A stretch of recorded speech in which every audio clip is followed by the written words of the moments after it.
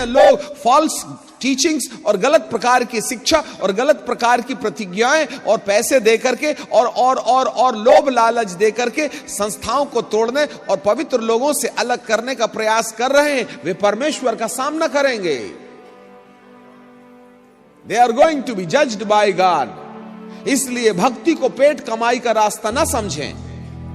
ये समय नहीं है अंत के दिनों में पैसा इकट्ठा करने का और 4 रोटी के लिए गलत सिद्धांतों को वेलकम करने का समय खत्म हो गया है। आज जितने भी संस्थाएं गलत सिद्धांत लेकर के खड़ी हैं, उनके पास में बांटने के लिए बहुत पैसा है, और जो लोग सही सिद्धांत पर खड़े हैं वो आज भी प्लास्टिक और एल्यूमिनियम का कटोरा लेके खड़े हैं। याद रखिएगा, जो आत्मिक लोग हैं उनके पास बहुत पैसा नहीं होगा बांटने के लिए, वे केवल हाथ और मुंह की लड़ाई लड़ेंगे। और जिनके पास में गलत सिद्धांत होंगे, उनके पास में अंधकार की शक्तियां इतनी ताकत और शक्ति दे देंगे कि वह लोगों को सत्य रास्ते से भटकाने के लिए ऐसे पानी की तरह पैसा बहाने के लिए तैयार हो जाएंगे। इसलिए सारा धन गलत सिद्धांतवादियों के हाथ में है, जिससे कि लोगों को वे गुमराह करें। परंतु यहेजकेल का वचन कहता है, मारने का काम मेरे भवन से शुरू करो। 6वें पद में लिखा है, बूढ़े, युवा, कुंवारी, बच्चे, स्त्री, सबको मार के नाश करो, किसी पर दया नहीं करना। मनुष्यों के माथे पर जहां चिन्ह मेरे पहले स्वर्गदूत ने लगा दिया है, उसके निकट नहीं जाना। इनके माथे पर परमेश्वर की मोहर है। क्या आपका नाम मेमने की किताब में है? क्या आपके माथे पर परमेश्वर की मोहर है?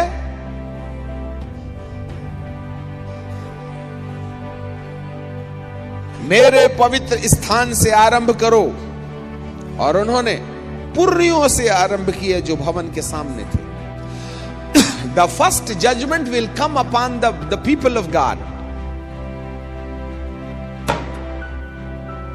सबसे पहला न्याय पादरियों के ऊपर से आएगा,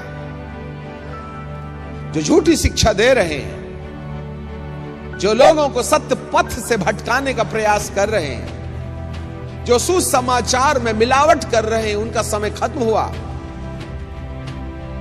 जो वचन के अनुसार खड़े रहेंगे, जो आत्मा के भय में चलेंगे, जो पवित्र आत्मा के संरक्षण में अपना जीवन चलाएंगे, केवल वे ही सरवाइव करेंगे। जो वचन पर खड़ी कलीसियाएं हैं वे बची रहेंगी, जो आत्मा के अनुसार चलने वाली कलीसियाएं हैं वे बची रहेंगी।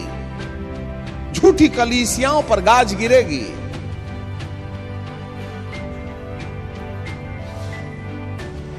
भविष्यवाणी की पूरे होने का समय आ गया है।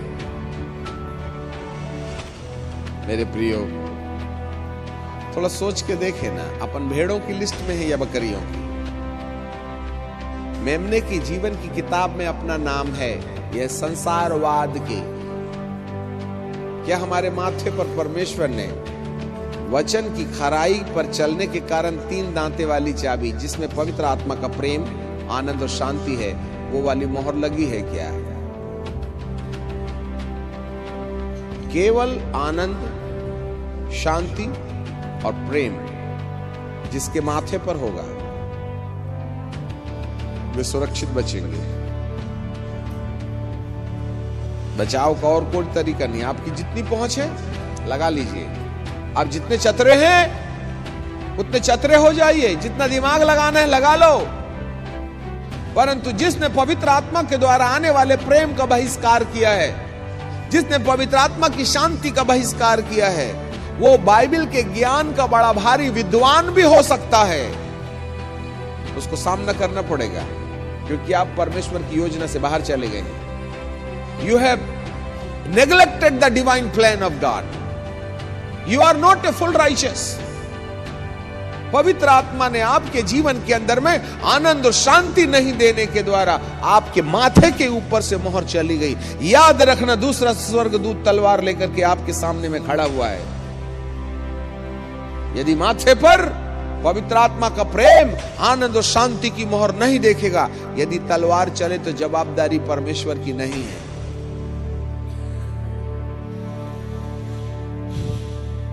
हालेलुया। प्रभु को एंटी क्राइस्ट का साम्राज्य लाने की कोई जोर जबरदस्ती नहीं है। क्या करें, मेरे लोग नहीं सुनते ना। मेरे कितने प्रचारक, जिसको भी मैं अंगूर की बारी का, जिसको मैंने अंगूर की बारी दी थी ना, उससे अंगूर लेने के लिए मैंने भेजा था। अंगूर की बारी के ठेकेदारों ने मालिक के भेजे गए नौकरों को मारा, दूसरे को भेजा, उसको भी मारा, तीसरे को भेजा, उसको भी मारा। मालिक सोचा ये ठेकेदार मेरे बेटे का आदर करेंगे, तो उन्होंने कहा, ठेकेदारों ने, यही है मालिक, बाप का बेटा, इसको भी मार डालो तो बारी हमारी हो जाएगी। आए तमाम कलीसियाओं को अपने कहने वालों, कलीसिया तुम्हारी नहीं है, मेरे मालिक की है। मेरे मालिक ने अपने वचन और अपने अभिषेक के द्वारा इंसान को इस्तेमाल करके अपनी कलीसिया बनाया है। यदि कोई याजक किसी कलीसिया को मेरी है बोल करके दावा करता है, तो वह परमेश्वर का सामना करेगा। कलीसिया परमेश्वर की है। हर इंसान को याजक लोग उस तरीके से बनाएं जिस तरीके से खुदा ने बनाने की मनसा अपने मन में रखी हुई है। उसके मन को समझो, परमेश्वर आपको कलीसिया को किस दिशा में ले जाने के लिए बोल रहा है। यदि थोड़ी सी गलती हो गई तो याजकों का इसका भुगतान करना पड़ेगा। हर एक प्रचारक ना बने, पहले परमेश्वर को समझ ले कि उसके दिल में क्या है, नहीं तो वे ज्यादा मार खाएंगे। अभी समझौता का समय खत्म हो गया। मेरे प्रियो, परमेश्वर के दिल की बात समझें, परमेश्वर के सामने कांपें, थरथराएं, डरें कि परमेश्वर तुम्हें सद्बुद्धि दे।